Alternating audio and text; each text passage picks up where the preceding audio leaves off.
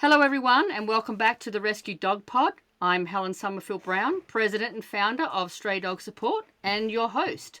I want to start by saying a heartfelt thank you to all of you who've tuned into our past episodes and who continue to support the work we do. Your compassion and curiosity about rescue, rehabilitation and the broader world of animal welfare truly helps us grow this community of change makers. Today I'm thrilled to welcome a very special guest, Katherine Lacefield. Katherine is a trusted and respected partner in the philanthropic space, that's a mouthful, with over 20 years of experience helping organisations and individuals make meaningful impact in their communities. She's the founder and head consultant of Just Because Consulting, where she helps nonprofits reignite their excitement for fundraising and build sustainable funding strategies, from grassroots advocacy groups to large international organisations. Her expertise covers everything from fundraising strategy and monthly giving to major gift campaigns and peer-to-peer fundraising, and she brings a deep understanding of the global grant-making landscape with a focus on animal welfare, sustainable development, and social and environmental justice. Katherine is also the host of Just Because podcast, where she inspires nonprofits to overcome scarcity mindsets, embraces conscious philanthropy. God, I can't. I think I need to have more coffee this morning or something, and reimagine what's possible when purpose and passion come together. So, Katherine, thank you so much for joining us today. It's wonderful to have you on the show. My pleasure. Always a pleasure to talk about philanthropy. I know. I was like, I need to put it in syllables. Philanthropy. I was like, terrible. I'm like, I need to. I know it's big words for me. So I appreciate you coming on. It's an annoying one. It's an annoying word. Don't worry. It is. I always have problems with that word, and I can never spell Samaritan right for some reason. Oh. That's always, I get it wrong. That's an annoying word. I can see that. You can see, because it can go either way, right? So, first of all, let's start off with your journey. Can you tell us a little bit about how you got started in this space and what led you to create Just Because Consulting? Of course. So, as I'm sure you will understand, I've always loved animals. Surprise, surprise. And as I was growing up, so in high school, I was part of this international program that also incorporated a lot of environmental consciousness into all of our projects. Even if it was a math project or a physics project, we always had to kind of integrate like the environmental impact or the environmental, potential impacts that our projects could have, or what would be the consequences, etc. And as I became more and more conscious of environmental issues, I also became very aware of how interconnected they are with animal welfare issues. So, of course, biodiversity, conservation, but also even just street animals, the way they're impacted with the natural disasters, et cetera, et cetera. So it just kind of became a mutual thing where I started talking about caring for non-human philanthropy, which was all around animals or environmental causes. After working in an animal shelter for many, many years and doing all of the things that you work for when you're doing an animal shelter work, I realized that I was really good at fundraising. And not a lot of people are, or not a lot of people like doing fundraising in the nonprofit space. It's kind of that necessary evil that a lot of people feel we need to do the real work. But I thoroughly, deeply enjoy the fundraising game, if I could say. I know it's strange. And I started realizing that I'm really good at it. So after studying for a couple years in university about fundraising and nonprofit management, I was like, okay, so what can I do to really impact the sector more? And how can I help more people? Of course, there was a part of me that the easy solution is just to get hired as a fundraising, development coordinator for an animal shelter, and, that would be it. And I would probably kick butt and I'd be good. But I realized so many nonprofits have so much potential, but they don't have the either capacity or the skills in-house to really be optimized from a fundraising perspective. So during COVID, when, had nothing else to do but sit around and ponder about these questions. Right. My husband really, there was nothing else to do. I lost my other job, so, might as well. My husband really pushed me towards considering launching a consultancy and a consulting practice to help more nonprofits reach their goals. And the rest is history. 5 years later, I'm now helping dozens of nonprofits instead of just one. So it was really to maximize my impact, especially for animal welfare and environmental causes. And and that's fantastic. And I know that you were what you call a digital nomad now. So you were like first, I started talking to Catherine, and she's like, "Oh, I'm in Mexico. We live in Mexico." And then I was like, a few weeks later, I said, "Oh, how are you? Where are you?" She goes, "I'm in Hungary." And I'm like, what a life. So you're currently in Hungary. You were in Mexico, but you've sort of traveled around a lot. That's kind of what you do, and that's a fantastic life. And you can do it from anywhere, which is amazing. So, and I think that's you're talking about how fundraising is that some people are really good at it, some people are not. I mean, for me, fundraising is such a hard thing. People don't realize how hard it is to fundraise, and you need to kind of like this personality, right, to be able to fundraise, because a lot of people are shy.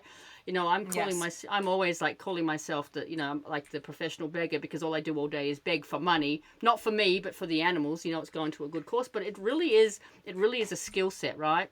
To be able to do it, and a lot of people are going, "Oh my God, that would be like my worst job ever, is to be fundraising consultant." And you thrive on it, which is oddly strange, strangely odd, something like that. I don't know, something like that. But you got that personality, so that helps, right?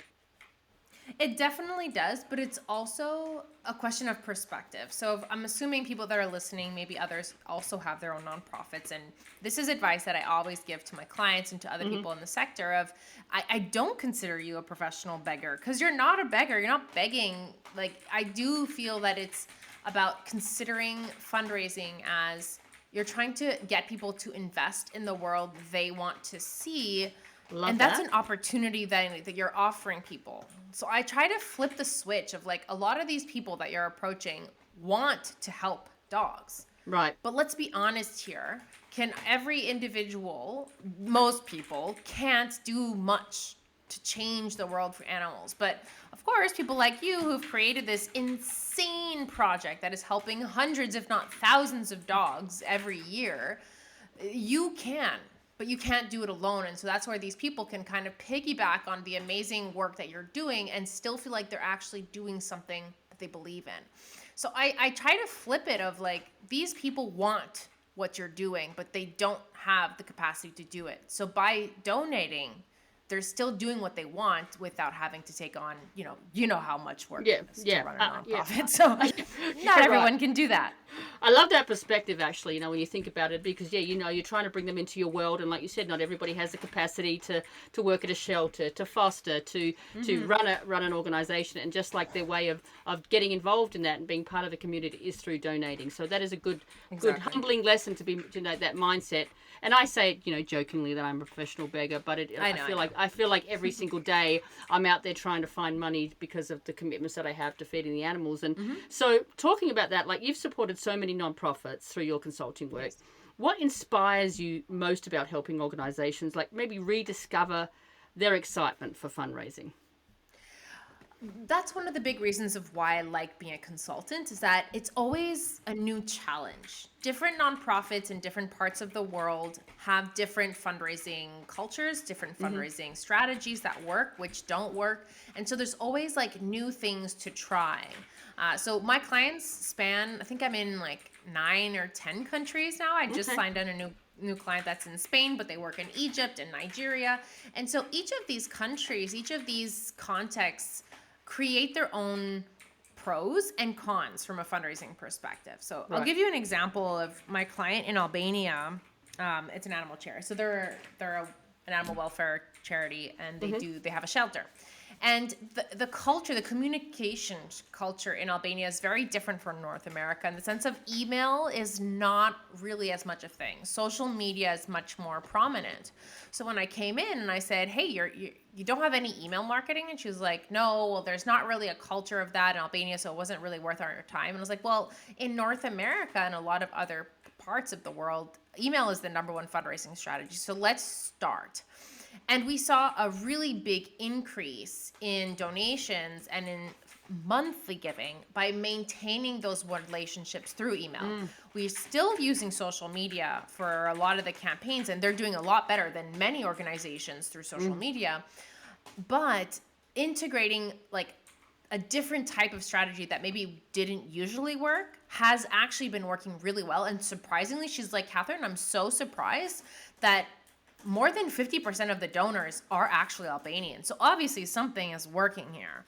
So I find it's just always a fun challenge to come into a new organization, face their different challenges, set up new things. It, like you said, it helps me like get excited about the launching process, while also helping people get excited about fundraising, because I don't want to work with someone forever.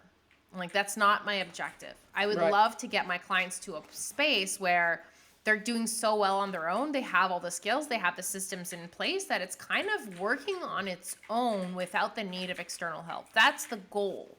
So that's what I love doing, is that I can then move on to the next organization. And as cheesy as this sounds, that helps like exponentially increase the potential impact I have on the world.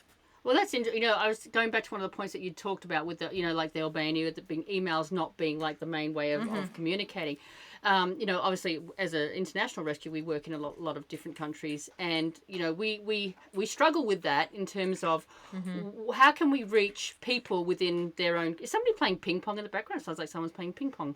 Trying to reach donors within the country where the dogs are in. For example, we're in Egypt, and a lot of people say it's difficult to get donations from within Egypt, and there are a lot of animal lovers within each country. So, Yes. and most of my donors to help dogs in Egypt come from Canada, the United States, or the UK. Yes. How do you then go and get those monies from people within the country? I mean, that's the challenge, because we should be able to tap into that. 100%. And every country is different. So I'll give you the Mexico example. So when I was working in Mexico, obviously my clients are mostly international, but I was volunteering in a local animal shelter, and they've done different activities. So there's mobilizing local actors who already have a community is a great way of getting local people to donate. So, for example, something that's really popular in Mexico is what they call like loterias. So it's like a little lottery where people buy a number. So like it's 100 pesos to buy numbers on a lottery like card, like kind of like a bingo card. And there's a winner, there's a raffle for a prize. That's very popular in Mexico. So they do a lot of those more informal raffles where it's people sharing it on WhatsApp and on Instagram of like, make a donation. And it's always like super complex in my perspective. Like, people have to share it on social, and it's like, okay, transfer me the money to this account. And there's a lot of like, I think it's much more complicated than it has to be, but that's what people are used to. People are used to transferring money from one bank account to the next. That's how a lot of payments are made. So you have to understand what is the local economies and how do they work, and then trying to see how can you fit into that. So we did a fundraiser, for example, with a vegan restaurant where we did a special menu that was for a special event that would be raising funds for the shelter. So we did, I think it was something like 10% of each of the special drink was going towards the shelter. There was like all of these extra things that people could purchase objects and purchase items at the restaurant, and then donations would go to the shelter. So that was one way that they had found that worked. Did we raise millions of dollars? No, but it spread awareness, it got people involved, and at the night of the event, we were obviously talking to people about it, and people were making in cash donations on location. So a lot of places still have a very large cash economy. So tapping into that is also another way of maximizing your impact. So for example, if the Egyptian shelter, if they have places where they can set up little boxes where they can start collecting cash, that would probably be very helpful for them locally. And that gives awareness. And the problem, which I don't like about cash donations, is that there's no possibility for stewardship. So you can't follow up with these people and say thank you, etc. So there's a lot of pros and cons about these different tactics. But there's so many options. You can also use peer-to-peer fundraising. So if you have a team of volunteers that are all locals, they can start their own little mini fundraisers that will reach their friends and family that will want to support them, even if they're not the biggest of animal lovers. Excuse me. They're going to want to support their friends. And I'll give you another example of that from someone who is really not a fundraising expert, my mom. So my mom decided to go to Tanzania for 3 months to do a humanitarian trip. This has nothing to do with animals, but she was going to Tanzania to help in an orphanage. And it was a life-changing experience, but she knew that and the way they express this is that you can't just send money to Tanzania. It was really, really complicated. You can't do international donations online. So they said, you fundraise and just bring the cash, like literally bring the cash in local currency to the orphanage. So she was like, okay, I want to do that. So obviously, who did she ask? Me. You. To help her set this up. So we just set up an easy Facebook fundraiser, which you can do and have the money deposited in your bank account through PayPal or whatever. And so she just started reaching out to her friends and family. And I told her, Mom, make a list of who you think would want to support you on this mission. It's not that they would care or not care about the orphanage itself. They care that you care. So that's where peer-to-peer has very powerful potential, is that your people are going to donate because they care about you. So what did she raise? She raised $2,000. Someone who hasn't done fundraising before, doesn't know how to post photos on Facebook. She was able to manage to collect $2,000 in online donations, which she brought to the orphanage. She bought a wheelchair for a severely disabled child. Oh, she was nice. able to, she did amazing work. And this was from an external person to the organization. So by mobilizing local people to say, hey, would you like to help us to fundraise? That's another way of getting people involved. Ideally, do it online so that you can get those people's information and then let them update, keep them updated about what you're doing. But that's another way that I found that worked.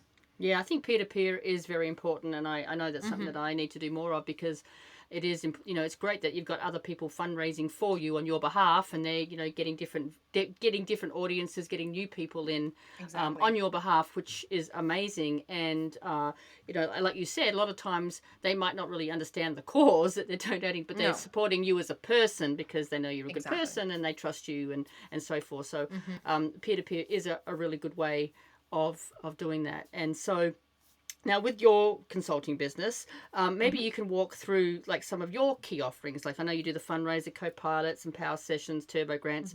Like what makes each of these unique, and how do they help organizations strengthen their fundraising strategies? Sure thing. So a lot of organizations tend to be dependent on one or two revenue streams. So in some sectors, it's government grants. They get a huge government grant, and so they're like, we're good forever. And then, of course, like what's happening in the States right now, governments change, priorities change, budgets change. So then they end up either losing their grant or their grant gets cut, and then they're screwed. So my variety of offerings is also to help organizations depending on what they need to develop themselves. So for example, the Turbogrant, that's for people who maybe don't have any grants and have not explored the potential that private grants can do or corporate grants can have on their organization. And so what I do is I help them build a list of prospects, identify the right strategy, and help them prioritize them so they're not just running around like chickens without heads, as the saying goes. They actually have a plan of how to do it properly in a way that makes sense and that respects their capacity. I always understand that not every nonprofit also has the same capacity, right? So sometimes they'll be like, yeah, we have a $10,000 budget to invest in fundraising. A lot of small nonprofits are going to be like, what? $10,000? Like, yeah, hell no. I don't know what.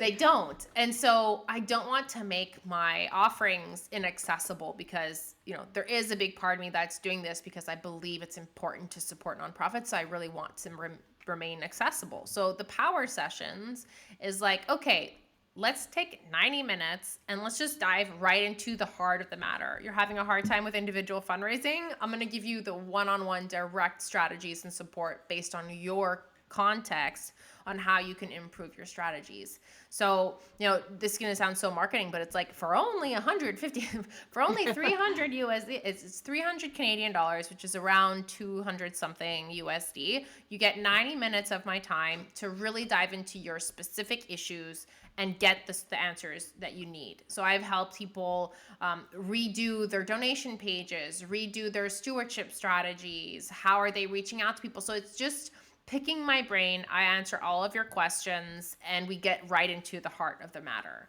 So it allows people to kind of get started, do the work, and then maybe if they do end up getting better results, then they can maybe come back later on for another session or maybe for a more deep offering.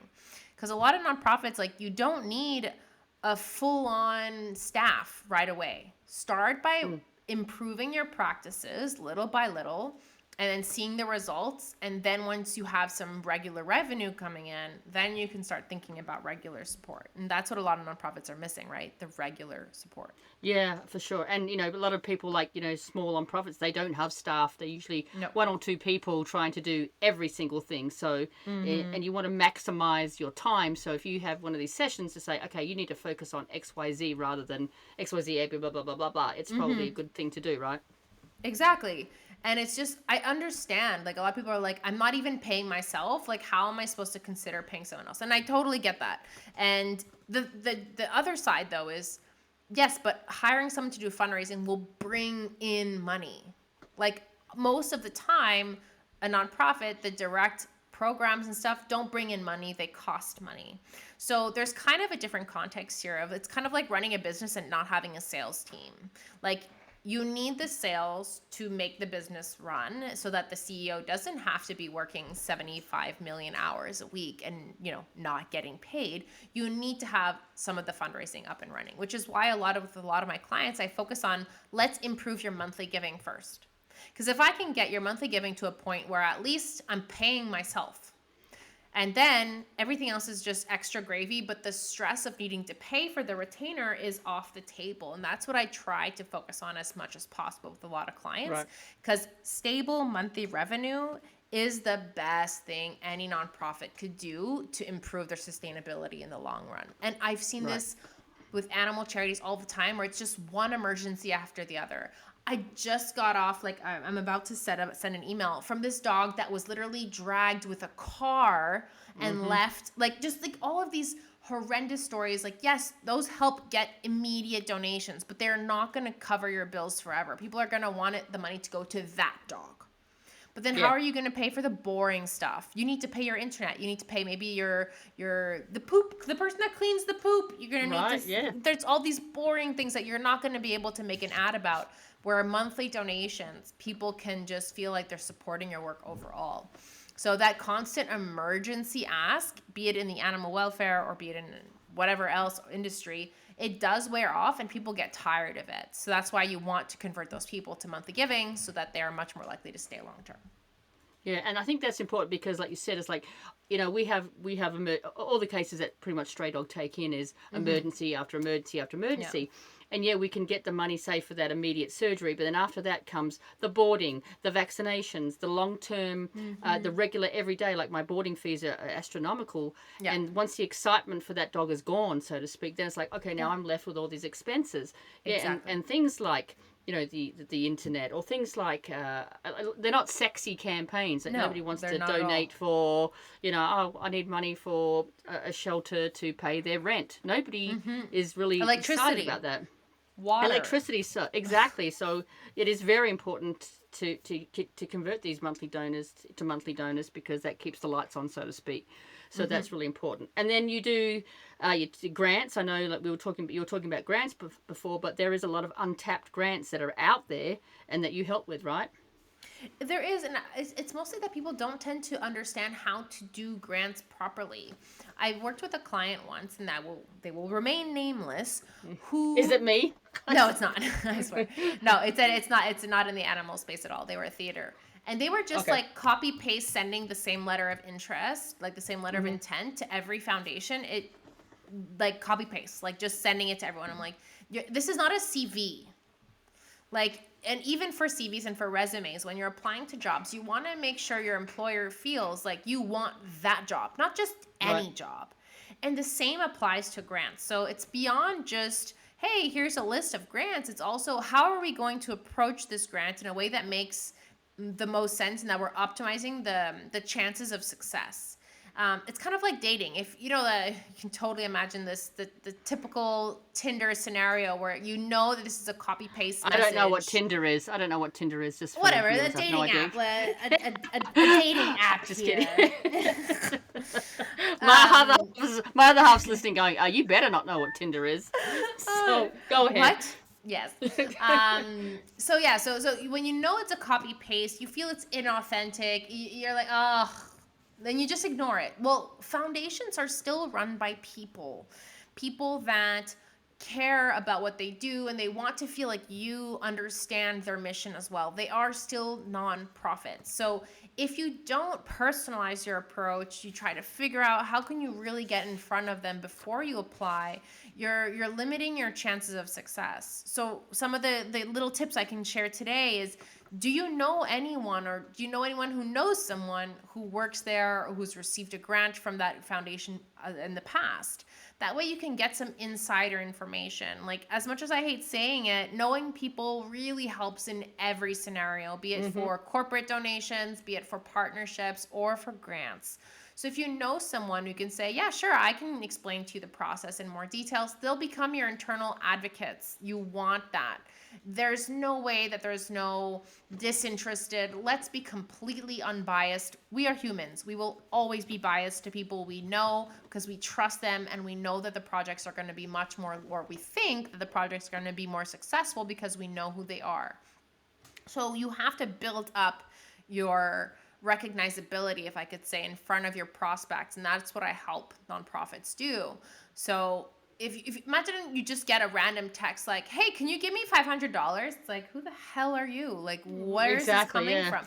But if it's like someone sends you a Facebook request saying, hey, I saw that you're really into dog rescue. Like, I just wanted to share that, like, I'm also in your area and I do dog rescue as well. Here's a bit about the work we do. Okay, let me check it out. That's interesting. I saw you just did a podcast episode on this particular topic. I just wanted to share that we do that at this rescue as well. I'd love to pick your brain.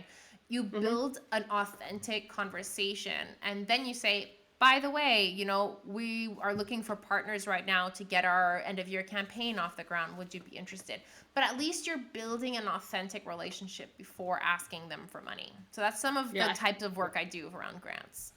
Yeah, I think that's important, that the whole authentic relationship thing is, because it's like, you know, this fundraising is, it's a long-term strategy. It's a long-term relationship. And for us at Stray Dog, when we have donors that have been with us for a long time, I consider them part of the family. Of course. And I want them to feel part of the family. So, you know, building that connection, that authentic connection is really, really important. So, and the grants, you know, like, you know, when we've been talking about grants, you know, we're in international rescue and we just don't know what's out there that we can apply to. And there's so many different ones, but you just don't know. And they're very time consuming, as you know, to write these grants. And a lot of rescues like myself, when it's one or two people, you just don't have the time to do it. So you step in and become that third person who can help with that. And I guess the expectation too is that not every grant you're going to get. And I think that's important too. It's like, would you say 1 in 5 grants potentially? Yeah. It's 1 in 5, 1 in 6, obviously, depending on, there's a lot of factors that will affect, like, were you invited to apply for the grant? That obviously increases your chances of getting it. How aligned are you? So that's why I think prioritizing, I have 3 criteria that I consider before we apply or not. How much is the grant for? If it's for $1,000 or $2,000, it might not be worth your time. So really make sure that you're prioritizing bigger grants, because then at least the return on investment of time is higher. Number 2, how difficult is it to apply to this grant? I'm just filling out a grant for another animal charity. Oh my goodness, I have never, like, it's so complex. Like, we need to have like 3 letters of recommendations. We have to have an audited financial statements. We have to have vet quotes of like how much it's going to cost for each individual. Like it's super complex. This is not even in the grant acceptance. This is in the grant application. So like that kind of grant is super heavy. They want minimum 30 high quality photos plus the context of the photos explaining the need. Like it took me hours to go find 30 high quality photos that would explain the context, the activities. Like it was a long process. I think it's great, and I think this is our great partner to work with, but like that needs to be taken into consideration of like, should we apply or not? Do we have even the time or capacity to do that? And then number 3, there's how aligned are they with your cause? I use this example a lot of grant search databases. Like you'll put animal welfare, for example, or animal rescue, and they'll put you some where they gave like one grant once for $5,000 to an animal rescue organization that was like their cousin's sister's organization that they wanted to support. Like it doesn't mean that they're actually interested in supporting that. So you need to do your background research and your due diligence in the sense of figuring out, are they actually aligned, or is this a complete waste of my time? So those are three criteria to consider if you're looking for grants on how to make the decision of like, do we apply for it or not? And if you're only focusing on the big grants with easy application processes that are super aligned, then maybe your success rate is going to get higher because you're going to be able to do more of them, and you're going to get more money in the bank, obviously, because they're bigger grants. Right, and you help with that in terms of like you like a lot of them have like cutoff dates and due dates and things like that, Yes. and you put together a nice spreadsheet to say, okay, this one's due here, that one's due there. You can spread it out and you can apply. So that's a really useful tool that you do. And if anyone's interested in doing things like that, they definitely need to get connected with you, which we'll talk about at the end. And so, like, you got the grants and like the Fundraiser Co-Pilot. Is that similar to a power session? What's the Fundraiser Co-Pilot? The co-pilot is people who want more regular support. So it's kind of like what we've been discussing in the sense of if you want someone to kind of step in as like your extra hands on deck, if you need someone to help do your grant writing, if you want someone to do all of your individual fundraising. So it's more of like the retainers where I'll work with you I usually recommend a minimum of 4 to 6 months to start, because it'll take time for the system to be put in place. If it's for grants, like I have to do the research, I have to do the prospecting, I have to set up the stuff, like that'll take a month or two. So if you're just like, oh no, there's no money coming in, it's like, well, give me a chance, man. Like I need to get to know the work. So those are more of the longer term clients where I'm going to be working with them on a regular basis to get things up and running. And then I usually within 6 to 10 months, like the goal is that I'm paying for myself with the results. Yeah. And I think people need to go into that mindset, like, a lot of people I want the money today, I want the money tomorrow. Yeah, that's not going to happen. It's not going to happen. It's about, the long-term strategy and more consistent and stability in the long term. So people don't get disheartened, because, people do get disheartened when they try to fundraise and like they'll put out a fundraiser and they get nothing. And I think that goes back to like what are you seeing in terms of the biggest challenges you are seeing in smaller grassroots rescues facing right now when it comes to fundraising and sustainability? I mean, obviously economy, if the economy is bad, people are less able to support, but are you seeing what are some of the obstacles you're seeing right now talking to these rescues? A lot of them just have really, pardon my French, shitty websites. Like yours is really great. I really like your website. This is not just because we're on the call. Like you have a nice website, but people do not optimize their fundraising on their website. They have no acquisition strategy. So they're just like talking about, look at all the dogs we have. Look at all the dogs. But they're not saying, hey, sign up to our newsletter. Here's like a guide on how to keep your dog occupied at home. Sign up here. They're not building up their email list, because if you can't target communications, it's really hard to invite people to donate. Just having a donate button on your website is wonderful, but no one's just waking up in the morning and going to your website and being like, I'm going to donate today. Like that very rarely happens, those spontaneous donations. You have to ask. And yes, social media is great. People are following, how many pages.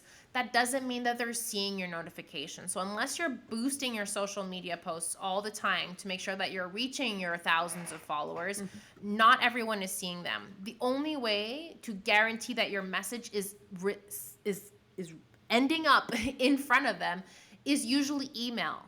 Because you send the email, it will be received. There's obviously the slight percentage of emails that bounce because they're on vacation or whatnot. Doesn't mean that they're going to open it, but the possibility of them seeing it is much higher by email than by social media. Once again, this depends on the country, on like how popular email is. I completely agree. But a lot of organizations are not collecting emails, they're not sending emails, and they're not communicating with their people. They're often so like not self-involved in a negative way. I get it. Like there's a lot going on. I don't even know how many shelters you guys manage and you're 2 people. Like I don't know how you do it. It's absolutely insane. So of course you don't have time to keep everyone up to date necessarily with like regular email updates and saying thank you guys so much. Like that stewardship component that builds relationships without asking people for money is a really strong tactic to actually increase the amount of money people give. It's kind of like I think that's important too. It's that's so right. important. I was going to say that. Yeah, I mean, you were talking about sending out emails, because we send out emails, and I think people get exhausted if it's every email they ever get from your organization is give me money, give me money, give me money. You have to, mix it up and say they're going to stop opening your emails. Yeah, so you recommend obviously And I guess it's the same with social media. If you're constantly posting tragic story after tragic story, give me money, people literally will just become numb to it and they will absolutely switch off. So, Yeah. you know, This again. Oh, this again. yeah, It's yeah, it's overwhelming. yeah. And so with emails, then, do you think that people how many emails do you recommend? Like, I mean, a lot of people say, oh my God, I just get so many emails after emails from this organization. I mean, I know there's some organizations where I go into my emails, it's every day. It's like the email from this organization, and you just stop opening them, Yeah. like you said. So You unsubscribe. yeah, you unsubscribe because it's becoming annoying. And Yeah. so what do you recommend in terms of how many emails should people send? I think it depends. I think it depends on who you're sending it to. I think it depends on your audience and how they respond. Some audiences are less tolerant, if I could say, of email. So you need to be in tune with who you're talking to. And this is why I think segmentation is really important. Let's say if you have your monthly donors, sending them regular updates of like, oh my God, look what we were able to accomplish thanks to you. And you're sending all these happy stories and people get that little endorphin rush of like happiness when they open your emails. Like maybe sending one every week or twice a week, depending on how many stories, is not a bad thing because it's happy news. So you might want to target those communities with more emails, but then your wider audience, you might want to send updates once every week or two, maybe twice a month. It depends on what do you have to share. If you have positive news, share it. I'll just give you an example. Like we had to send 2 dogs to Italy to get adopted because they weren't going to get adopted in Albania. So of course, for a couple of days, we sent a couple emails saying, hey, we really need to raise $600 or however much it was to send these dogs to Italy. But then I took a break. I took a break for a week. But what I would do is I actually segmented out people who had donated. I didn't send the emails to them. Or I targeted different groups so that people, it wasn't everyone who was receiving all the communications. So that's another way of like communicating regularly without like exhausting your list, is by making sure you're targeting different people. So in your case, for example, if you have people who have donated to certain countries in particular, they only donate to your Egypt campaigns, they only donate to, I don't know, your US based campaigns, then if you can know where these people are coming from, then maybe you should share location relevant campaigns with them and not necessarily with everyone, because maybe they're not going to give. What's the point of wasting, quote unquote, an email on them and getting them feel less like you're talking to them? So only send information that's like relevant and interesting to that population. So there's different ways. There's not like a magic wand solution that will work for every nonprofit. You have to test different things out. But 3 tips is segmentation, send positive, fun stuff that they will want to open, get their curiosity like piqued by your emails, and also ask them about them. Hey, why did you choose to support us today? Get them talking. And once you have that one-on-one email exchange, like there's one donor from Albania, from Animals Need Me. His name is Brian. Brian is my BFF now. We've exchanged so many emails. We're friends on Facebook now. I've joked around with him of like, I'm gonna have to block you from like whenever I post about a campaign, because I'm like, you have to stop donating. You just donated to every single campaign. He's like, I will find their campaigns and I will donate, Catherine. Like, we have this friend relationship, kind of like what you were mentioning earlier, like you make them part of the family. Well, that happened because I sent him an individual email asking, hey, so what's your story? So that's another way of targeting your people, so that they feel like you care about them, not just about the dollar amount they represent. Yeah, and I think that's important, very important, because I work really hard on maintaining the relationship with my donors, and I have many who have turned into friends and who consistently donate, and to the point where I'm like going, you got to, they'll call me and they'll say, hey, if you get stuck, I can make it up. And I'm like, no, you need to sit this one down, because you've donated so much, and I feel bad that they're donating so much or whatever.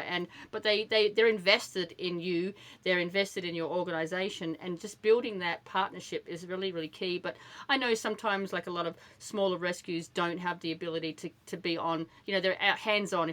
I'm a little bit different because I work remotely in terms of I have shelter partners. But if there's people who are with the dogs all day, who are cleaning and doing all that, they just don't have this time. So, that's probably a struggle for them, but they should probably try to find somebody to help do that, because it is a big, big, important part of running an organization is to have that communication.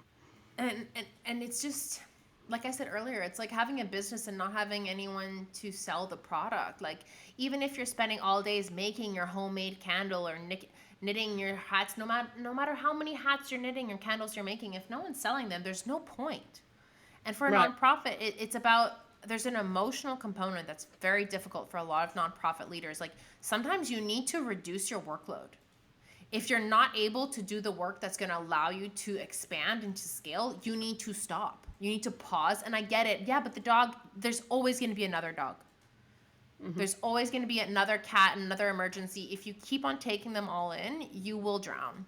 And so sometimes, and it's super hard, you need to put limits so that you can actually grow the organization where you can take on 10 more, 15 more, 100 more. But it's never going to happen unless you have the time or space or money to do it. So that's the key. It's a tough lesson, even like for businesses. Like, eventually you can't just keep on doing everything yourself. Eventually you need to hire, and it's finding that balance between when you need to hire or hire someone part-time, or find ways to hand off, let's say, find volunteers that you can hand off certain tasks to, and then be disciplined about, like, okay, I'm going to send one email every 2 weeks to my donors. That's it. Like, start small, but do something. Exactly. And follow through. I think that's really good advice. And I think that like it's like the old thing, like trim the trees so they grow bigger and better. Yeah. And it's hard, and you really but need hey. to, it is really hard. And you talk about websites, and a lot of people say they have a website because they have to have a website, because if you don't have a website, you don't look legitimate. But do you see value in people? Like, do people actually go to people's websites? Is that a big important part? It is? It definitely is. 100%. I think, especially for international organizations, if you just have a Facebook, unfortunately, people are like, oh, maybe they're not legit. Especially if you're international, especially in Africa, unfortunately, in a lot of like Uganda, Nigeria, a lot of Kenya, people go, oh, it's a scam, because there's this fear, right? And like, there's actually a lot of them that are, and that's what's difficult. There's scams everywhere. There's scams everywhere in the world. But I think a website shows seriousness, because to have a website, you need to buy a domain. You need to, people feel, even if it's a false belief, like anyone can make a website, it does give a sense of seriousness. However, if your website is, pardon my French again, shite, it makes it worse. If you have people are going to be like, what is this website from the 1980s? Like, it's just going to feel like, oh, they haven't updated their stuff in so long. They're also not legit. So this is the difficulty of having a simple, minimalist website that is very clear. Don't overload it with stuff. There are some templates that exist. There are ways, and like, look at nonprofit websites that you like. What do you feel? And try to imitate those, like, it doesn't have to be complicated. Keep it simple. But you have to update it. And that donate button needs to be bright. Prominent on your main page, not like how to support us, and then you click on it, and then there's like volunteer, donate, do this, and you click on donate, and then it shows you 10 different ways of donating. People are going to be like, wow, too many choices, and they're gonna give up. One click, you click on donate, it goes directly to a page where people can make the donation. That's how it should be, and a lot of people just miss the mark on that. And that's probably the same with, like, if you have on your social media pages, make it easy for people to click on a link to donate, right? Because that's why I hate about Instagram. Yeah, because if you have to, that's why you have things like a link tree, which, which is about the best you can do, because you can't put links. But yeah, try to make it as easy for people to donate, because I know personally, if I'm trying to donate, then I have to go through 10 different steps. I'm like, I'm tapping out, because is it legit? Now I'm second guessing myself. So make it as easy as possible. So That is a good point, because I used to think about websites. Oh, I just had to have a website, but my website. Thank you for the compliment. We have all our financials on there. We're very transparent. I think that Yeah. putting more Transparency legitimate is things key. on there, transparency is key, and updating it is key, and making it like contemporary and fresh. So, for anyone listening out there who has a nonprofit that doesn't have a website, I would suggest that you then obviously invest in one. And Mm-hmm. and from your perspective too, like you've seen like the shifting in maybe how people are fundraising now, like. I know a lot of people just use social media. They think that's all they need to do is social media. Do you see that as not ignorant, but is that like the bad plan just to use social media? I think depending on any one source is a bad idea. Even if Mm-hmm. you're like only doing grants, or you're only doing government things, you're only doing this, like any one thing, you get a screw up. Facebook decides to shut down your page because you posted donate now too many times, which is a true story and has happened. You're screwed. If the grant that you've been getting year after year, suddenly they shift priorities, you're screwed. Never Mm-hmm. depend. The saying, don't put all your eggs in the same basket, applies to nonprofits. Diversification really can help. Do your social media, do some emails, apply for a couple grants, and then you'll be more safe. You'll have this variety because you're going to start building up stronger like foundations, that not foundations from a grant making perspective, but from a building perspective. You're going to have to much more things that you can depend on, which is just smarter. It's like for Yeah. people having a diversification. You have your investments here, you have some side hustles over here, you have your main job there. You don't want to ever be stuck where one thing is you're dependent on one thing for everything to work. That's just, it's not smart.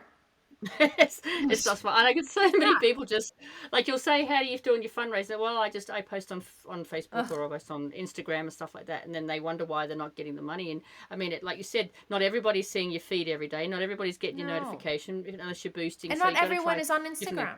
Not everyone's on Exactly. Facebook. So you're I missing know. out.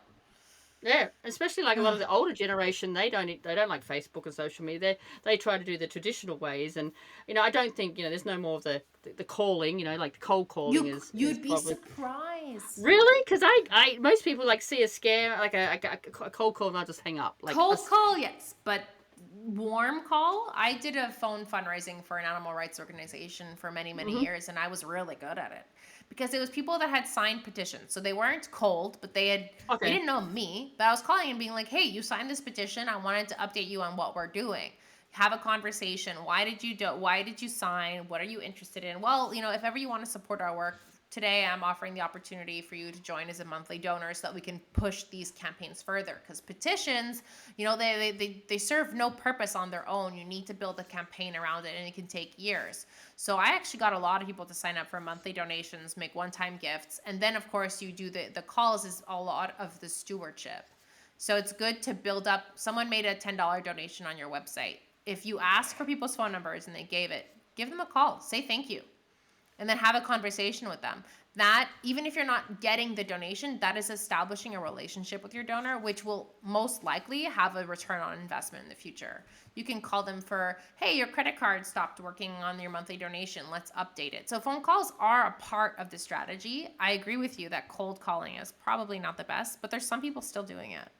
So Yeah, yeah. Oh, that's. I mean, it does take a level of comfort to be able to do that because I'm a functioning introvert, but I'm quite confident. But I don't know if I mean it's I'd probably oh be a little yeah, scared to do it. But it's the hard. door. It can be hard. I got the best I used to training though. do. Yeah, there you go. I used to do door-to-door sales when I was putting myself through Mm-hmm. college, and the amount of doors that get slammed in your face. Mm-hmm. So I've kind of toughened up, but so is there any? There's not really any strategy, like any one particular way. It's just let's try different things to see sort of what works for you. Like auctions. Remember, people do auctions all the time, Mm-hmm. and things like that. Do you see value in the auctions and things like that, or is that kind of old school? Every strategy can be great for some audiences. So it Right. really depends. You have to do an analysis, first of all, of who is your target audience. Who cares about cats and dogs? It's crazy cat ladies, let's be honest here. It's women. It's probably women between the ages of 25 and 55. Obviously there's an older generation as well, but that's maybe more your target audience. Where are these people hanging out?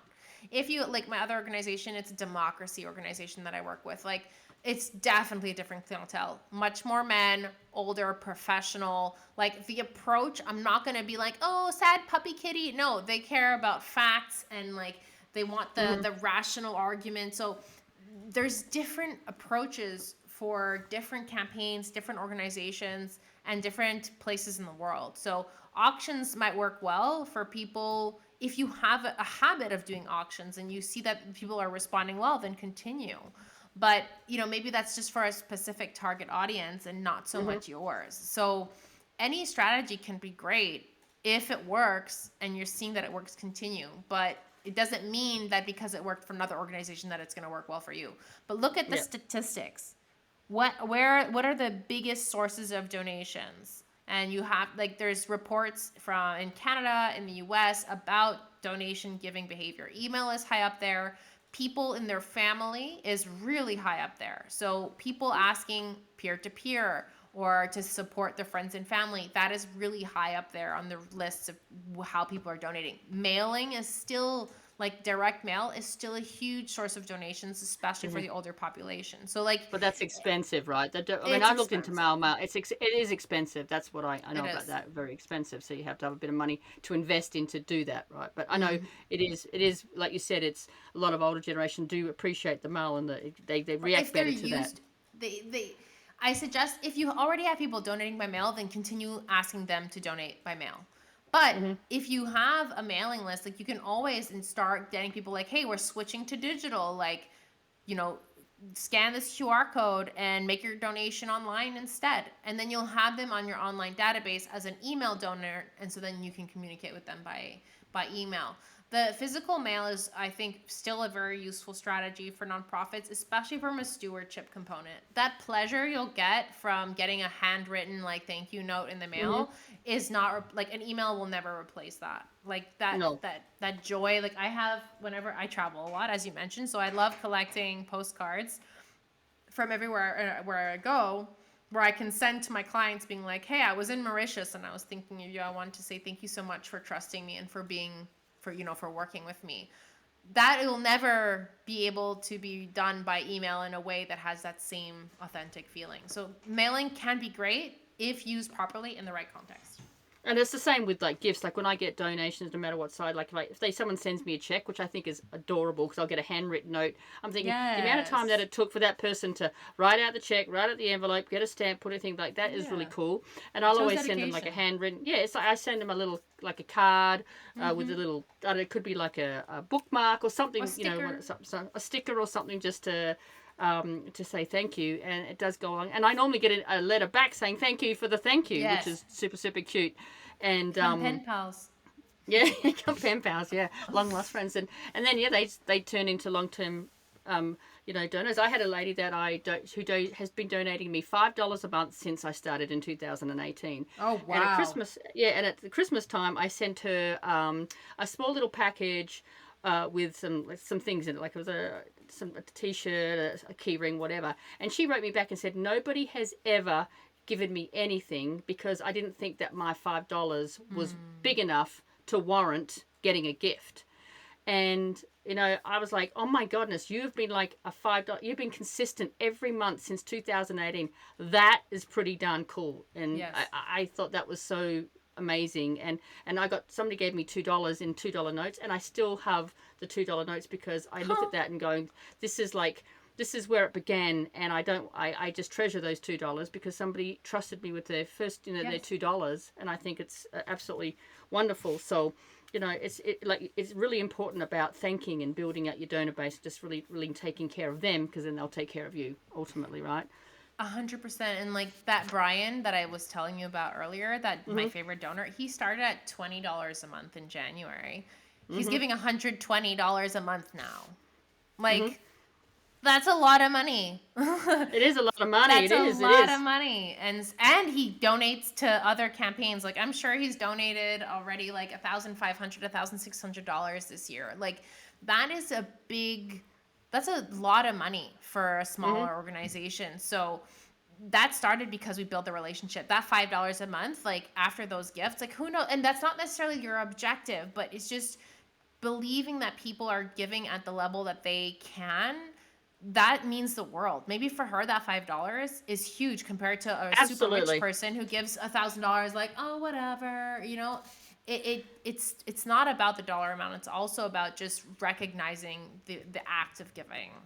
I think it's amazing. I find it so super sweet when I get cards that say they send me like $5 to go, I'm on a pension. This is all I could afford, and I like literally like want to cry Of because I'm like going, oh course. my goodness! Out of the small amount of money that you get, you are trusting me, and with your $5 for me to do right by you with that $5, and I just It's absolutely beautiful. think it's so beautiful, and I just love it when I get these people like that just send me like $1 or $2 because they think like, oh, this is not going to make a difference. I'm like, It that's a bowl of does. food that's a bowl of food for a dog. That's It one is. less bowl of food that I got to buy. So yeah, trying to equate that, like no small amount is and a small amount. Every single Every penny donation helps helps. rescues like that. So just quickly, I'll go back to like you talk about overcoming scarcity mindsets.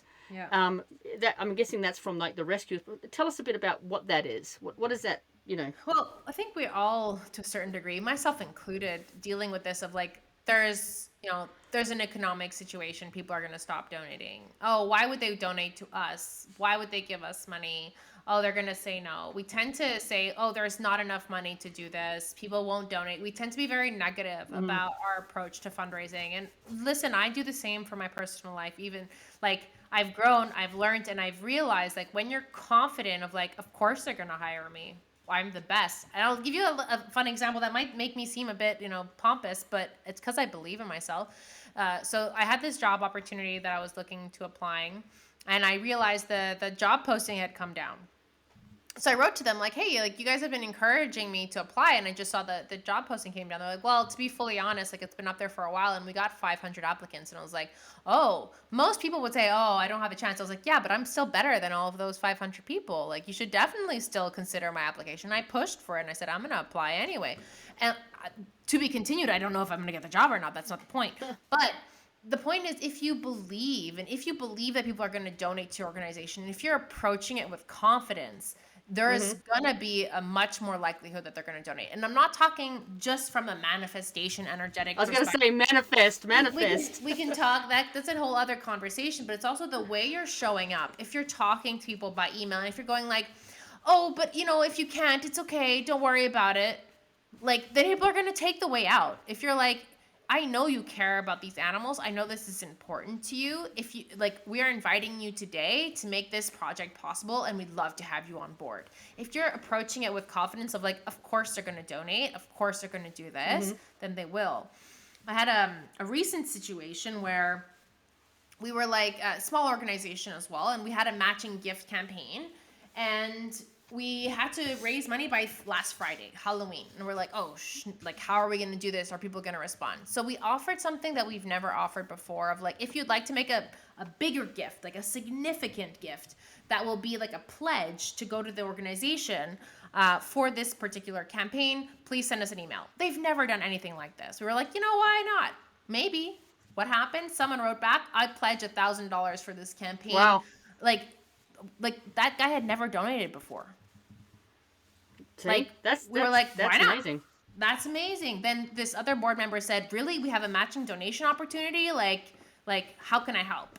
And then we're like, he's like, well, I already donate $100 a month. Like, is that going towards that? And so we just explained it. No, not necessarily. We will make a small donation. We're going to take a part of our regular income to go towards it, but we can't. We don't have enough capacity. So we're actually $750 short of reaching our objective. What did he do? He donated $750. So Nice. by being confident of like making your asks, being clear with what you need, and obviously respecting their capacity, we knew that man could make a $750 donation. Like, we know him.